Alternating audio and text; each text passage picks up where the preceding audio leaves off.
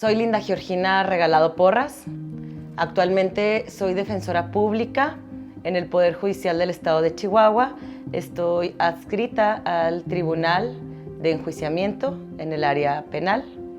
Asimismo, en el año 2011 entré a estudiar la Facultad de Derecho. Me gradué en el año 2016. Posteriormente, en el año 2017, realicé una maestría en Derecho Penal, terminándola en el año 2019. También soy especialista en litigación oral y juicios orales. Asimismo, cuento con diversos diplomados por la Suprema Corte de Justicia de la Nación, como el diplomado en juicio de amparo, diplomado en perspectiva de género, el diplomado de la Corte Interamericana de Derechos Humanos y diversas certificaciones y cursos que a lo largo de toda esta trayectoria he tomado y he tenido. Tengo 12 años trabajando en el Poder Judicial del Estado de Chihuahua. Empecé desde siendo meritoria, practicante, inclusive teniendo interinatos en un inicio desde que estaba estudiando. Posteriormente fui escribiente en una sala penal, después en una sala civil también escribiente. En el año 2018 empecé como defensora penal pública en el Tribunal de Control y también he sido secretaria de una jueza penal del Tribunal de Enjuiciamiento. En el año 2021 tuve la oportunidad de ser subdirectora de área de la Unidad de Litigio Estratégico en Derechos Humanos en la Ciudad de México, en el Instituto Federal de la Defensoría Pública, y actualmente, pues como les comenté, me encuentro aquí en el Instituto de la Defensoría Pública, pero en el área de enjuiciamiento. Claro que sí. Efectivamente, nosotros, a diferencia de los diversos puestos de elección popular, no contamos con algún presupuesto público, ni tampoco es que podamos prometer que vamos a cambiar las leyes o que podamos prometer que vamos a hacer alguna mejora por las calles de la ciudad, como sucede con los diversos puestos políticos. Sin embargo, lo que creo que sí podemos compartir con las personas, y yo lo llamo propuestas realistas, es nuestra forma de ser como personas juzgadoras. Es decir, cómo vamos a presentarnos ante la sociedad, con qué ideales, con qué pensamientos, cómo va a ser nuestra forma de impartir esa justicia que la sociedad busca. Yo considero, por ejemplo, yo como pienso ser y como soy, de hecho, ya desde este momento, es siempre tener las puertas abiertas a todas las personas. Es decir, que al momento de yo resolver algún asunto, las personas tengan la puerta abierta a mí, es decir, puedan hablar conmigo directamente. E inclusive a través de mis redes sociales, que desde este momento ya se encuentran todas abiertas, pues las personas pueden tener contacto conmigo para preguntarme respecto a alguna cuestión, ya sea legal o inclusive personal, porque eso es algo que creo que la ciudadanía es lo que más busca, que los jueces, las juezas, estemos cercanos a ellos, que no nos vean como si fuéramos muy lejanos y que tengan la confianza de acercarse a nosotros, ya que les podemos ayudar de muchísimas maneras. De igual manera, otra forma de ser que yo considero que es importante compartir a la gente que yo pretendo ser es siendo que al momento de redactar mis sentencias, estas sean para todos y todas las personas, es decir, de una fácil lectura. Es cierto que hasta la fecha, en la actualidad, la mayoría de las sentencias son redactadas con un lenguaje bastante complicado, que son más bien a veces dirigidas únicamente para los abogados, utilizando tecnicismos. Sin embargo, también es importante que las personas entiendan cada palabra y la comprendan, ya sea haciendo una redacción fácil para todos o inclusive en situaciones especiales para las personas que tengan un nivel académico pues más o no tengan un nivel académico, hacer este tipo de sentencias, versiones que sean de fácil comprensión para toda la gente, ya que considero que sería mi obligación acercar a la justicia por medio de la palabra a las personas.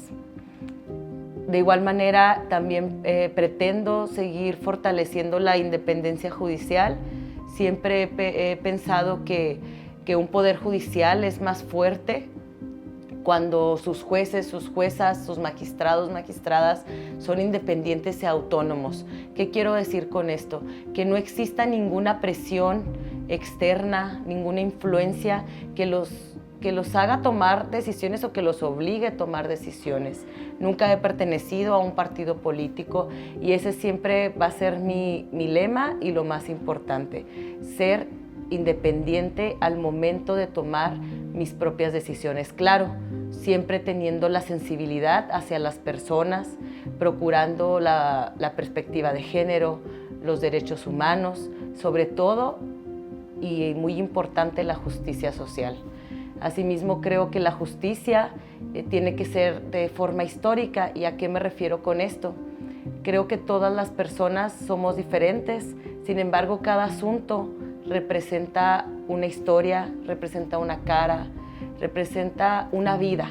Entonces, es para mí muy importante poner esa debida atención a cada asunto en específico y entender el contexto en el que viven las personas para poder juzgar con una perspectiva social.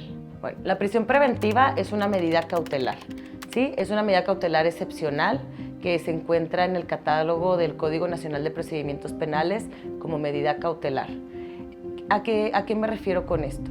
Hay situaciones o casos o asuntos en que quizás sea necesario imponer esta medida cautelar debido tanto a la complejidad del asunto, así como a cómo la persona que está siendo sujeta a un proceso penal, pues se está comportando respecto al proceso penal que tiene en su contra.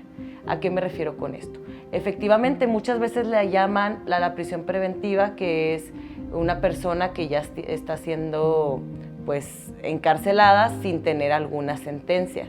Sin embargo, hay situaciones en las que, como te refiero, a ver, un proceso penal es un proceso que tiene una durabilidad pues de un cierto tiempo en específico, que a veces puede ser de meses, un año o hasta dos, así lo maneja la ley. Sin embargo, muchas ocasiones las personas no sé, cuando el tribunal o un juez le solicita que comparezca ante el tribunal o que vaya a cierta audiencia o que cumpla, pues hay ocasiones en que las personas no cumplen con estos requisitos. Entonces, a veces es necesario en estas ocasiones cuando la persona no se sujeta al proceso, no cumple con las condiciones que le imponen, no cumple con las citaciones o inclusive genera nuevos hechos respecto al delito que probablemente cometió o genera actos de molestia, pues en que es necesaria imponer esta medida cautelar. Entonces, lo que yo creo que debe existir es la prisión preventiva justificada. ¿A qué me refiero con eso? Cuando el Ministerio Público como autoridad justifique las razones necesarias para que se imponga esta medida cautelar que es tan excepcional, ¿sí?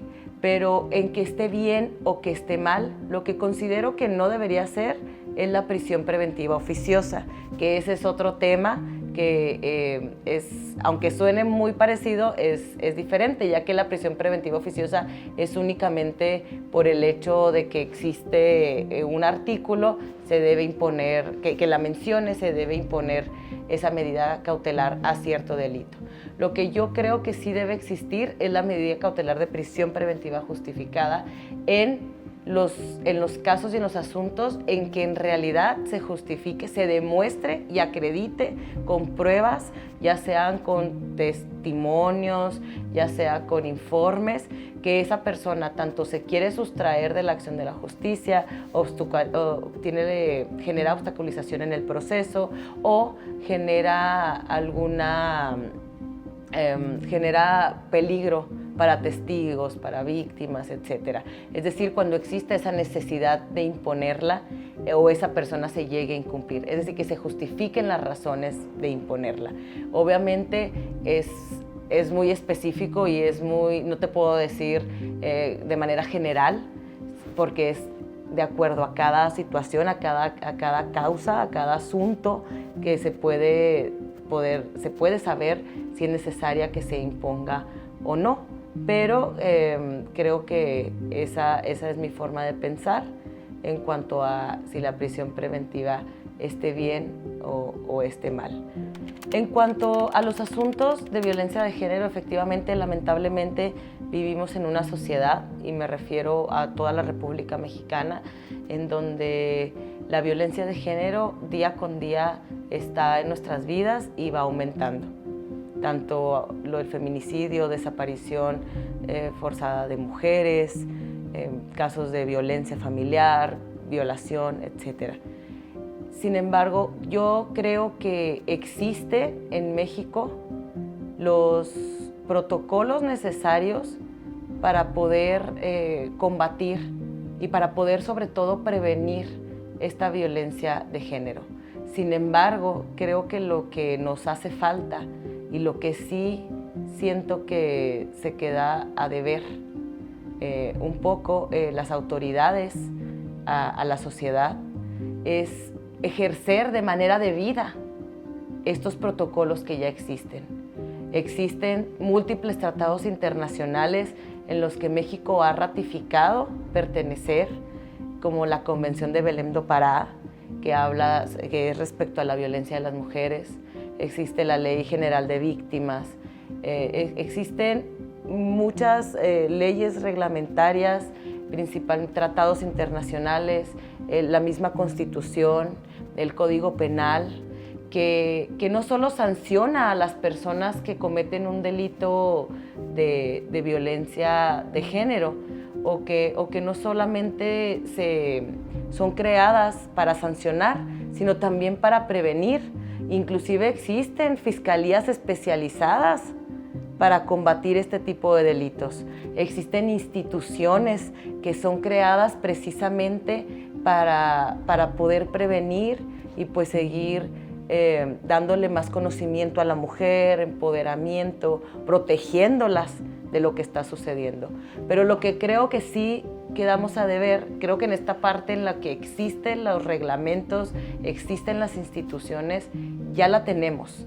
Lo que sí creo que nos falta y se queda de ver respecto a las autoridades es ejercerlo, es en realidad utilizar esos procesos, esos procedimientos, esas instituciones, preocuparnos, tener esa responsabilidad de que efectivamente en cada escuela, en cada secundaria, en cada preparatoria, universidad, tanto se den pláticas para esta prevención de la violencia de género, y también en cada comunidad, ya sea rural o alguna comunidad urbanizada, dar este seguimiento, ir con las personas, darles este conocimiento para que tengan herramientas para poder prevenir esta situación. Yo siempre he considerado que la prevención es algo muy importante en una sociedad, en temas de seguridad, en temas de delincuencia, o en este caso, pues para poder combatir lo que sucede actualmente en nuestro país, que es una realidad. Entonces creo que tenemos que seguir trabajando, y sobre todo los operadores de la justicia y las autoridades capacitándonos para poder llegar a cada rincón de la sociedad y poder evitar este tipo de violencia que existe actualmente. Es lo que considero. Perfecto. Bueno, ante estos casos, la ley evidentemente, y como persona juzgadora, pues tienes que apegarte estrictamente a lo que menciona la ley. La ley no permite que las personas se hagan justicia por su propia mano. Respecto a esa situación, pues sería también, y vuelvo a lo mismo, muy necesario ver la situación en concreto. ¿Por qué? Porque si bien es cierto, la ley no te permite que tú te hagas justicia por tu propia mano, que tienes que, si sufres de algún delito, pues tienes que ir a denunciar, seguir como este proceso de denuncia, que se consigan pruebas, ir con el Ministerio Público, y luego ir ante el juez, etcétera. Y pues es un proceso que a veces es bastante largo. Sin embargo, también es necesario que yo mencione que hay situaciones que la misma ley, pues cuando una persona está siendo atacada por algún delito, o sea, hay figuras jurídicas, ¿sí?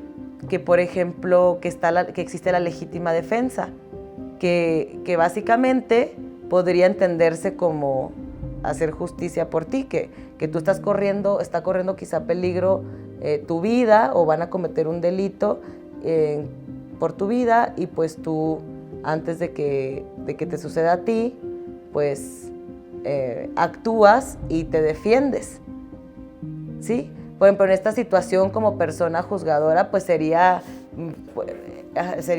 ver si está correcto, si esa persona efectivamente estaba en peligro y era algo real, y por eso tuvo que defenderse. Sin embargo, en diversas situaciones, como en muchas ocasiones, yo sé que la sociedad pues hace justicia por su propia mano. Por ejemplo, cuando hay un ladrón que lo linchan, que he visto en las noticias.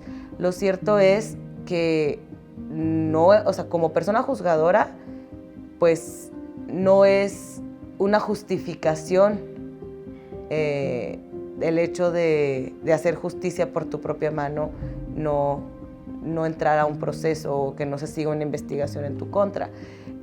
Aunque también entiendo que hay que entender el contexto en que quizá esas personas están viviendo. Probablemente son personas que están muy lastimadas porque a través de muchos años, pues las autoridades no las han escuchado, porque siguen sufriendo este tipo de delitos, este tipo de violencia en contra de sus propiedades, de sus pertenencias, en contra de ellos mismos. Situación que las lleva a cometer este tipo de actos, porque la mayoría de situaciones que yo he visto son así.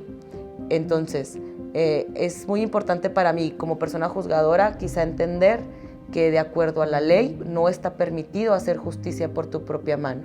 Sin embargo, creo que, como todo, hay casos específicos, casos que tienen circunstancias muy especiales, a las cuales es importante que al momento de una persona juzgadora quizá escuchar las pruebas, escuchar las mismas declaraciones de esas personas, pues ver el contexto en el que se encontraban, en el que vivían y lo que habían vivido sobre todo, para poder tanto determinar si cometieron un delito, está bien o está mal. Creo que la legalización de las drogas no creo que sea algo que ni que ayude, ni que fortalezca que siga habiendo más crimen, pero tampoco que haga que la delincuencia baje o termine. Y como te mencioné anteriormente, yo hago siempre mucho énfasis y creo mucho en la prevención, ¿sí? Creo mucho que lo más importante es la prevención. ¿Y cómo podría ser esto? Por ejemplo, respecto al tema de las sustancias tóxicas, nocivas para la salud, y con el tema que viene acompañado con el tema de la seguridad.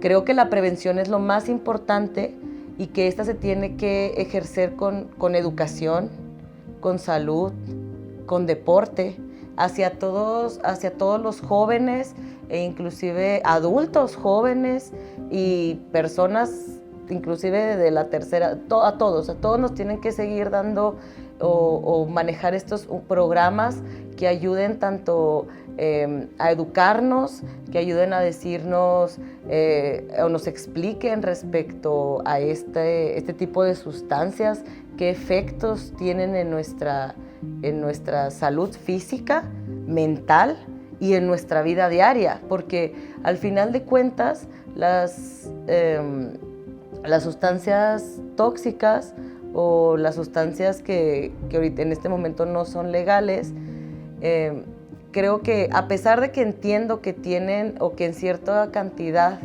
son utilizadas de manera que pueden ayudar a la sociedad, lo cierto es que en el momento en el que vivimos en nuestro país, nos encontramos en un momento donde existe mucha delincuencia derivado de esas mismas sustancias. Entonces creo que el hecho de legalizarlas pues haría que se continuara igual en la misma situación en la que nos encontramos. Por eso es que hago alusión a esta forma de prevención, porque en realidad para poder ver un cambio y que la delincuencia baje, que la delincuencia no exista, o bueno, sea mucho menos la forma en la que existe a la actual, pues creo que sería dándole a todas esas personas más herramientas como esta parte de educarlos, como con deporte, que claro que esto es obligación de las autoridades del gobierno y dando esto también un sistema de salud más efectivo,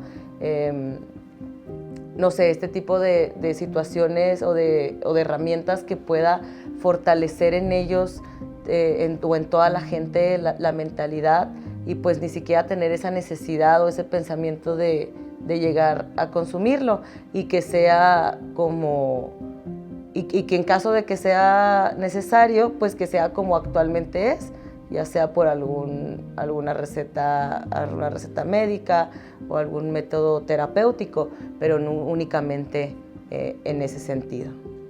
Antes,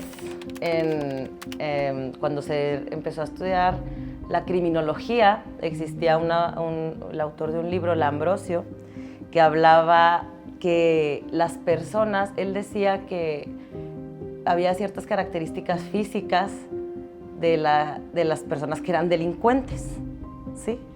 Que tener como la cabeza muy grande, las orejas puntiagudas, ciertas cuestiones, características físicas que una persona podía llegar a tener, podía ser considerado que esa persona era un delincuente, iba a delinquir, aunque no lo haya hecho en ese momento, en algún momento de su vida. Entonces, claro que obviamente estas teorías se dejan porque es una cuestión pues meramente subjetiva de alguien que pues ni siquiera tenía como una comprobación científica y sobre todo ética. Actualmente sé, y evidentemente sé que la inteligencia artificial es algo que existe, que inclusive ya a la fecha hay muchísimas herramientas, o es una gran herramienta para todas las profesiones que existen en el mundo, y obviamente también para los abogados es así. En cuanto a este tema de utilizar la inteligencia artificial para prevenir, creo que pudiera ser utilizada para prevenir, sí. En cuestión de que, por ejemplo, al momento de hacer políticas públicas, de hacer como gobernador, como presidente de la República, presidente municipal, pues utilizar este tipo de herramientas para ver en qué sector de la sociedad que estás gobernando, en qué zona, en qué colonia, en qué calles, escuelas, pues puede llegar a haber un nivel o que algo está fallando o qué es lo que está faltando, qué factor o qué les falta a esas personas que pudieran llegar a considerarse que en un momento posterior van a cometer algún delito. Pero ya en un tema como persona juzgadora, que ese sea algún dato importante para tener en cuenta al momento de juzgar a una persona, ahí sí creo que pues no es ético, no podría utilizarse, ya que por ejemplo el derecho penal en México precisamente es un derecho penal de acto, no es de autor. ¿A qué me refiero con esto? A una persona, al momento que se le juzga y se le impone una sanción, no puede juzgarse o imponer una sanción más grave el hecho de que la persona haya cometido antes otros delitos, o el hecho de que la persona probablemente sea una persona que va a delinquir, no sé si me hago entender. Al momento de juzgar a alguien es respecto a un hecho y respecto a ese hecho que cometió, no por quién es, ni por lo que piensen o puedan llegar a, o lo que pudiera llegar a ser. Creo que la reforma al Poder Judicial, voy a ser muy puntual en esto, era necesaria, ¿sí? Eso sí lo creo. La forma en que sucedió y la forma en que se realizó, bueno, ese es otro tema. Es un tema en el que muchos no estamos de acuerdo, muchos sí estamos de acuerdo, y pues en realidad es algo que hasta este momento ya existe, ya estamos aquí. De hecho, pues ya en una semana, en 11 días, va a ser la primera elección, la primera votación por estos puestos del Poder Judicial. Actualmente considero que es una oportunidad para todas aquellas personas que anteriormente y pertenecientes al Poder Judicial, es decir, personas que tenemos una carrera judicial, personas que hemos estado ahí por más de 10 años, personas que hemos ido escalando, subiendo de nuestros puestos pasito a pasito, porque empezamos de lo primero, por así decirlo, y lo fuimos subiendo como se van siguiendo los puestos. Este tipo de personas que quizás a veces veíamos muy lejos la oportunidad de poder llegar a ser una persona juzgadora y de poder ocupar estos puestos, dado que, pues a pesar de que muchas veces la ley mencionaba, la ley mencionaba que para ser juez necesitabas tener la acreditación de un examen, pues tengo que ser muy realista y muy sincera, estos exámenes no existían, no se realizaban. Entonces, hablando por mí, yo esa realidad de poder llegar a ocupar un puesto de jueza, que era uno de mis objetivos y es una de mis metas de vida desde hace muchos años, pues yo lo veía bastante lejos. Entonces, ahora con la reforma, lo que sí puedo decirte es que estas personas como yo, que tenemos experiencia, que tenemos carrera judicial, que hemos trabajado y trabajamos día con día para poder superarnos y mejorar y llegar a cumplir estas metas que tenemos, pues lo vemos como una oportunidad de tanto seguir representando al Poder Judicial, porque también es muy importante la independencia judicial, representando a las personas con carrera judicial y sobre todo, pues poder estar cerca de la ciudadanía y conocerlos. Entonces, yo veo a la reforma judicial como una oportunidad para mí y para muchos. Y lo único que espero es que toda la gente que salga a votar sí tenga esa responsabilidad y esa conciencia al momento de elegir a las personas candidatas, porque también tengo que reconocer que sé que muchas personas que están de candidatos, pues quizás no tienen esa experiencia, esa carrera, y eso puede ser algo que perjudique a la impartición de justicia en nuestro país. Entonces, yo le pido mucho a la gente que tenga esa responsabilidad y que elija a los candidatos que ellos vean que hemos estado durante mucho tiempo, que hemos luchado, que tenemos esa vocación de servidor público y que sobre todo conocemos el sistema judicial. Sí, efectivamente, esto me cambió totalmente la rutina en mi día a día, en mi vida.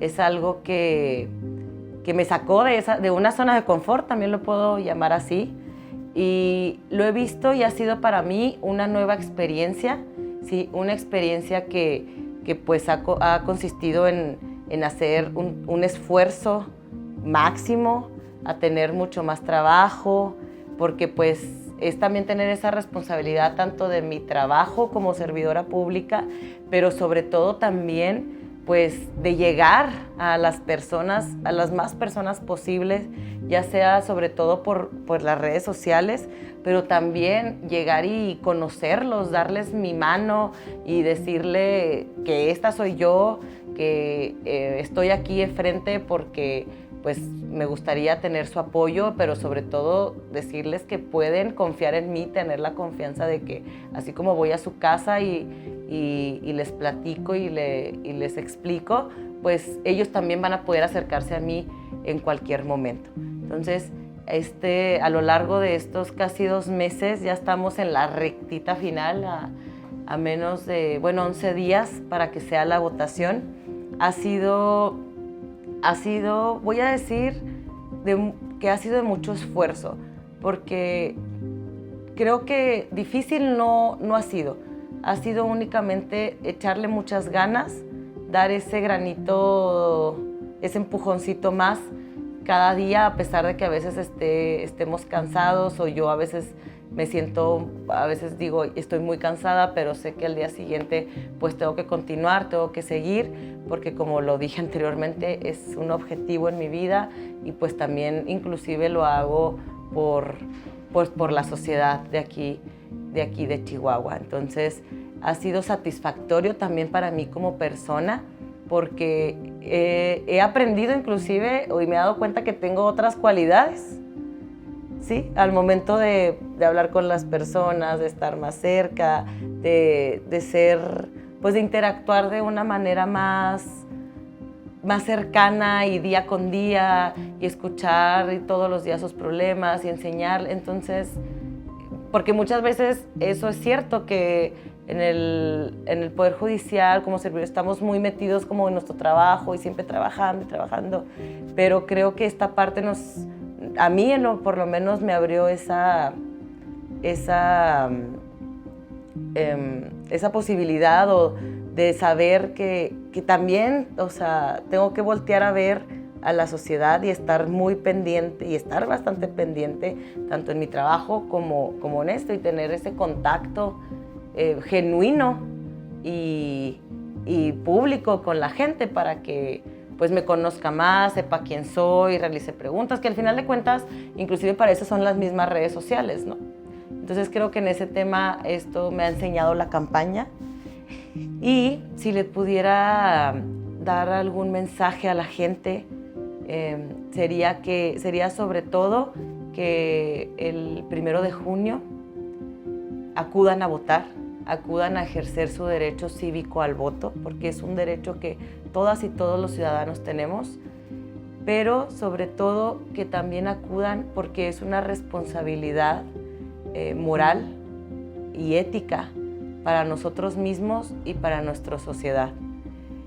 A las personas juzgadoras que vamos a elegir son las personas que en un futuro van a decidir sobre nuestras vidas, sobre nuestra libertad, sobre nuestra propiedad, sobre nuestra familia, sobre todo lo que a una persona nos importa.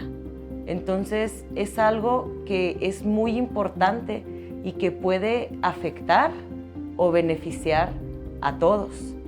Por eso es que yo les pido que vayan a votar y que al momento de hacerlo lo hagan de la manera más responsable y consciente, eligiendo a esas personas que ellos crean y que ellos investiguen, que son los puestos tanto más preparados en cuanto a cuestiones y trayectoria académica, pero sobre todo las personas que tengan esa experiencia y esa carrera judicial al conocer el sistema jurídico de Chihuahua. Ese sería mi mensaje para toda la ciudadanía. Y bueno, pues yo les agradezco mucho por acompañarme en toda esta trayectoria de casi 2 meses de campaña. Ha sido para mí muy satisfactorio conocer a todas las personas y pues espero contar con su apoyo el 1 de junio. Recuerden que mi boleta es la boleta color rosa, mi número es el número 56 y yo les pido su voto escribiendo el número 56 en los cuadros que se encuentran en la parte de arriba de la boleta, y juntos lograremos poder transformar la justicia aquí en Chihuahua. Muchas gracias.